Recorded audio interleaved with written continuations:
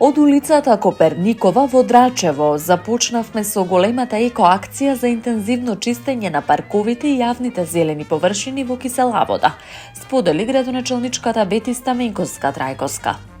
На терен беше присутен и директорот на јавното предпријатие Паркови и зеленило Муамер Сефери.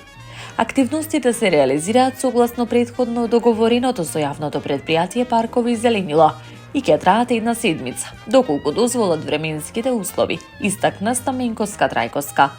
На терен се ангажирани сите екипи и механизација. Се собира лисна маса, се расчистуваат паднати гранки и отпадоци. Се подкаструваат и отстрануваат суви проблематични дрвја, а се уредуваат јавните тревници во сите урбани и местни заедници.